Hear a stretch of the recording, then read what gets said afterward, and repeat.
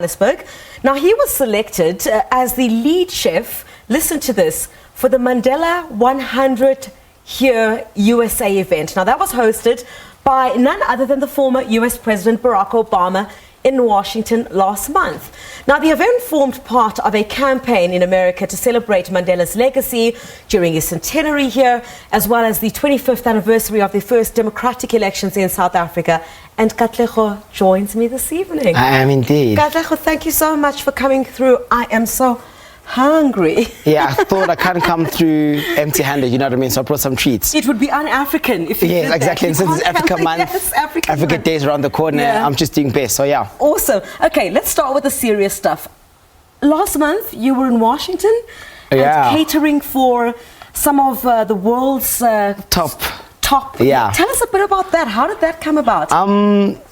Wow, where do I start? I must say, food actually opens a lot of doors. Yes. And I mean, meeting Barack Obama himself, I don't really get starstruck, but like when the man walked in the room, I was like, wow, this is him. Yes. And this happened with the jazz club where I work, the owners. They've got contacts throughout the world. Yes. And at the time, the organization was looking for a young, black, talented chef to basically put South African cuisine on the map. Yes. And who else? They knew Katlego. And before you know it, a couple of months, we discussed the menu, and it's very hard because you can only imagine what they eat in America is not the same as what we eat back home, like Yeah. you know. So a couple of ideas I sent to them, and they're like, yo, listen, Katlego, we don't think that'll work. And had to come back to the drawing board and repolish it. And yeah, eventually we found the perfect match that everyone that side was happy with, and I was happy with. So some of the pictures that we're seeing on screen at the moment, I mean, you had the likes of Felicia Mabuza Saki there. Yeah. Who else was there? Smungile Kumalo. Oh, wow. Yeah, I mean, Vusi Mahlasela, like, you know, it was just a room full of beautiful, beautiful people. So yeah. Oh, fantastic. So all of this, of course, you know, in celebration of Utata. Yes. So talk to us a bit about, you know, your love for food and what you decided to cater for. I understand it was like a South African 7 colours Yes, meal. That's the main thing I kept we in love mind. Our 7 colours All of us grew up at home eating Yes. 7 colours, you know? That's right. So tell us what you did. You know, what did you prepare for this distinguished guest? So, I mean, I wanted to basically showcase the 7 colours they went to a private school to say. So, you know, so over here we've got all about the beet. Yes. And we all know that beetroot is part of the 7 colours. Mm-hmm. And, you know, it's also showcasing South African cuisine. So we've got venison that I've crusted in coriander. Coriander is quite a big ingredient when making biltong. Biltong is probably South African. Yes. And I've got different types and different texture of beets. So I've got beets that I've cooked in hay, uchani, kwamash. What? Yeah, you know, I've got pickled, and then I also have some beets that I've cooked in soil. So you can imagine beets coming out of the earth and cooking them in the earth. It's quite a... Wow. Yeah, just maximizing as much flavor as you can. Yeah. And then we've got some coriander. And then to finish things off, we just have a bit of olive oil. That's what chefs do. We always carry olive oil in our pocket. It's just one of those things. And then over here, I've got the Marabi Kit Kat. Kit Kat's the one thing we all grew up eating. Yeah. No, the proof's in the pudding. So don't say it looks delicious as yet until you taste it. Bring the spoon.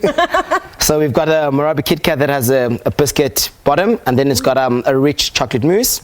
And then to catch that richness, we've got passion fruit, granatella, standard.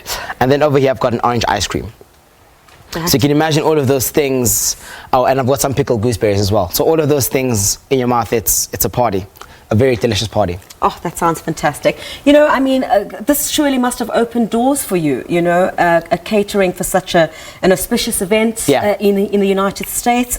And I'm sure that you want to do more as well. Talk to us a bit about your love for cooking. You're one of those guys that was in the pots. Yeah. And always fiddling. This is the thing, you know, I know everyone's watching now. I'd really love to say that Mom, Gogo, great influence to me cooking, but I really thought telling girls I was a chef was a good pickup line. And so I did it. And it worked for a couple of months.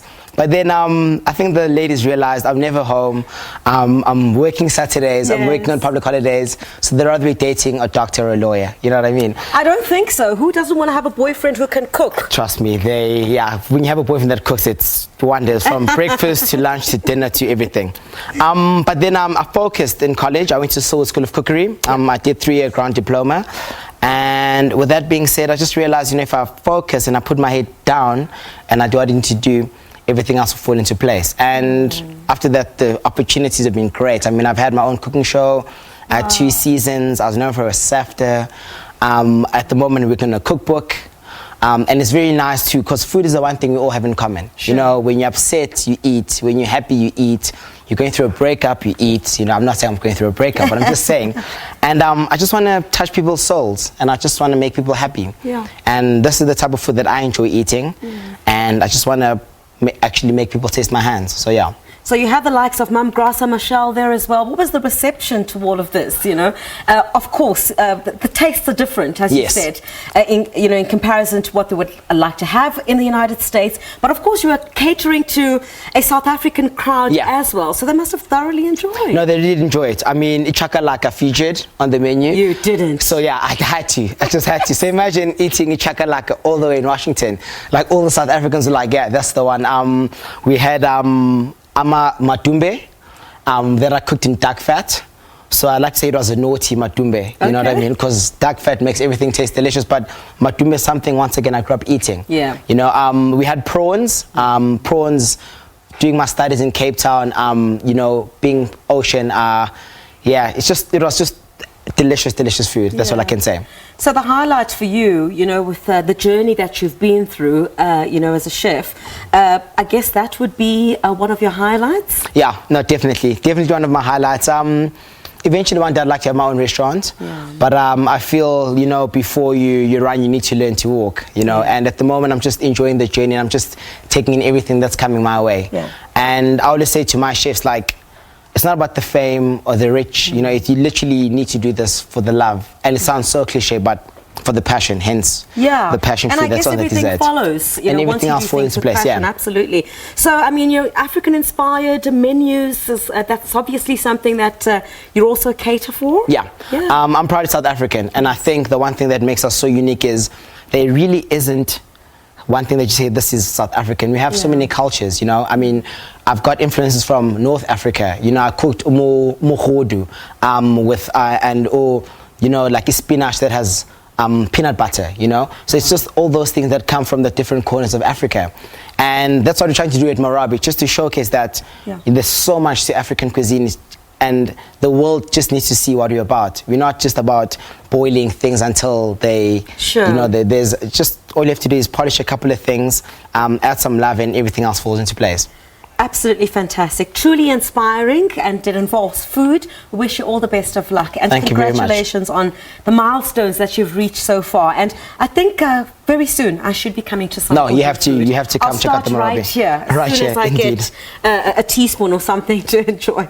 Well, thank you so much. Of course, that was the head chef of the Marabi Club, Katlego Mlambo, talking to us all about his experience last month, of course, catering at an event to honor the late elder statesman Nelson Mandela in Washington, that was hosted by the former US President Barack Obama. Thanks for your time.